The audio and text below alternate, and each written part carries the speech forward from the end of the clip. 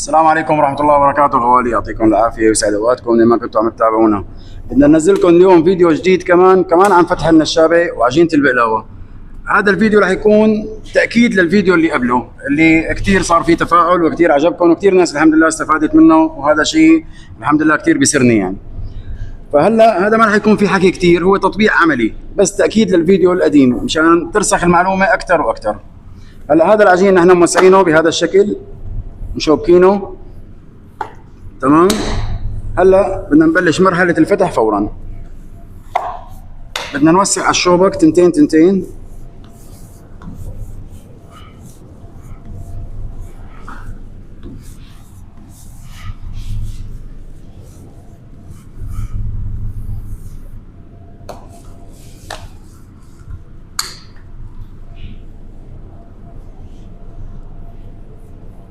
مثل العادة. بنحط كمية نشا كافية بين الحبة والثانية، بين كل طبقة والثانية.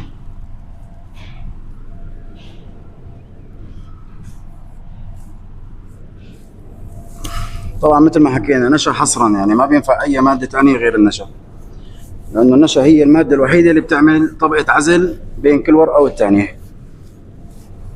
ولتأكيد المعلومة، إذا كترنا نشا يعني النشا بده يكون معتدل، يعني هذا الشيء اكيد ما راح يبين معكم بالفيديو، بده تطبيق عملي لحتى تجربوه انتم وتعرفوا قديش بده العجين تبعكم النشا. فبالفيديو صعب انه يعني تتاكدوا قديش بده نشا، تمام. فبس تفتحوا اول مره، مثلا تفتحوا النشابه اول مره والثانيه رح تعرفوا انه كترتوا نشا او قللتوا. واذا كترنا نشا طبعا بده يهري العجين، بده يصير يفتفت معنا وينهرى. واذا قللنا نشا بده يلزقوا طبقات العجين ببعضها، فلازم تكون كمية معتدلة.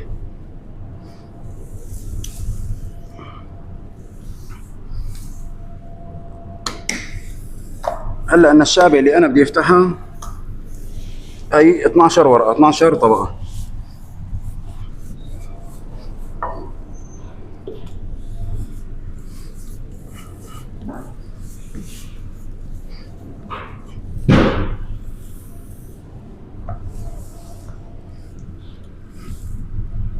طبعا طريقة العجين موجودة بالفيديو اللي قبل هي، إذا حدا لسه ما شافه بإمكانكم ترجعوا تشوفوه. الفيديو تبع النشابة فيه موجود طريقة تحضير هذا العجين.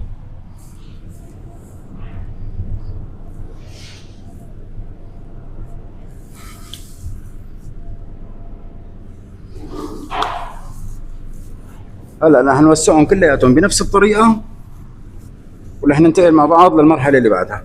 هلا هي الطبقة الأخيرة بدنا نحطها طبعا بدون ما نحط لها نشا، آخر واحدة ما بنحط لها نشا. بنبلش نكبسها بهي الطريقة.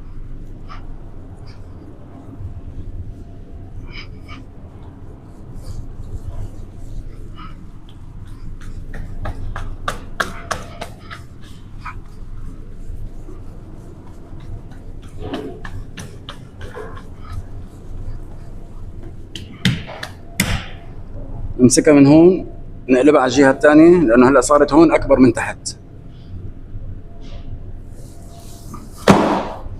قلبناها بهي الطريقة. بنظبط العجين، إذا في عجين جعلك معنا نظبطه، نرجع نكبسها بنفس الطريقة.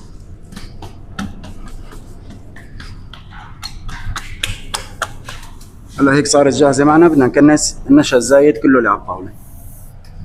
هلا المرحلة اللي بعدها بالشوبك او بعصاية الفتح نفسها اللي عم عادي. بدنا من بعد النص فورا نبلش نوسع فيها هيك على الداير. هي توسيعة مبدئية.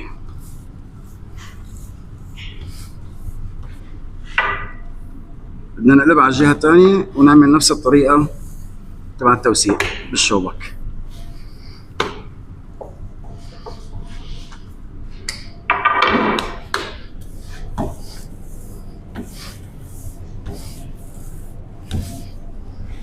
هيك صارت جاهزة معنا. هلا بدنا نبلش نلفها من هي الزاوية. نلفها هي اللفة ما لازم تكون هي الطاوية هيك لقدام مشان ما تجعلك هيك، شايفين بتجعلك، لا بدنا نسحبها نرجع لحتى تكون اللفة نظامية، نلفها من أول العجين. نرجع بنفردها مع سحبة صغيرة وكبسة هيك بهي الطريقة عكسية، نرجع بنلفها بنفس السيستم نفس الطريقة.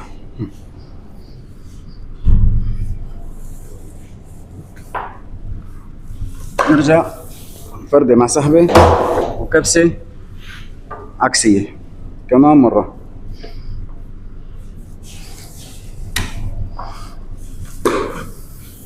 كل مرة عم توسع معنا أكتر، شايفين؟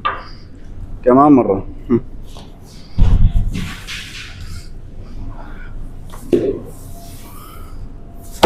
بنعيد هي الحركة 3-4 مرات وبعدين بنبلش فتحنا.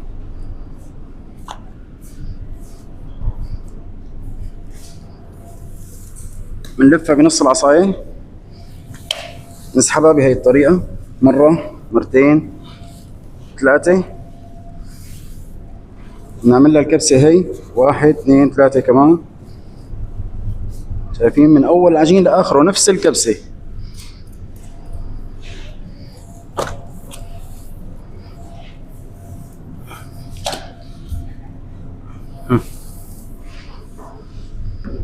نعمل هي الحركة لأنه هون تجعلك شوي العجين، نقلبه هيك ونفرده مشان تروح تجعلك الهواء. هلا أنا النشابة بدي إياها بالطول، ما بدي إياها مدورة، بدي إياها بالطول شوي، فبرجع ما باخذها من هون، برجع باخذها من أولها من هون.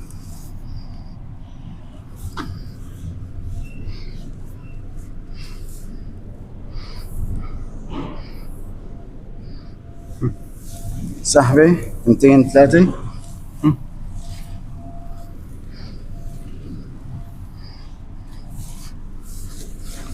وهي الكبس ببلش من بطن الايد لهون بحيث كلياته يكون كبسة واحدة، سماكة واحدة مشان يطلع معنا العجين. ما نكبسه بمكان ونشد عليه لأنه هون رح يلزق، رح يطلع معنا هون ملزق وأرق من البقايا من الجناب.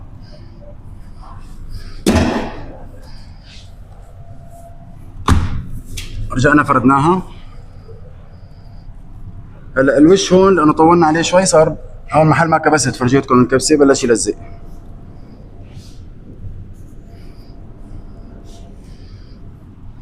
هي محل ما كبستها هون فرجيتكم اياها، عرفتوا؟ نفردها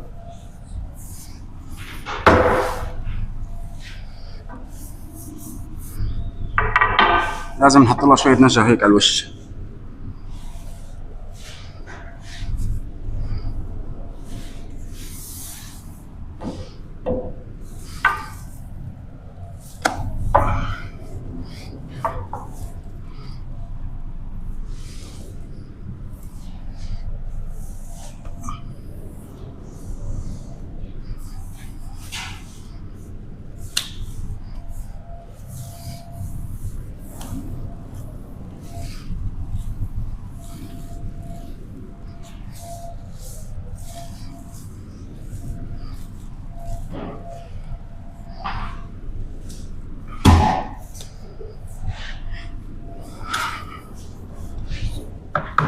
هلا هذا النشا هون ما عاد له شغل، بدنا نقيمه.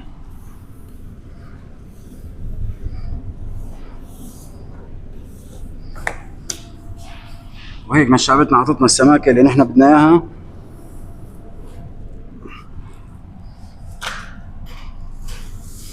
بأسرع وبأسهل طريقة.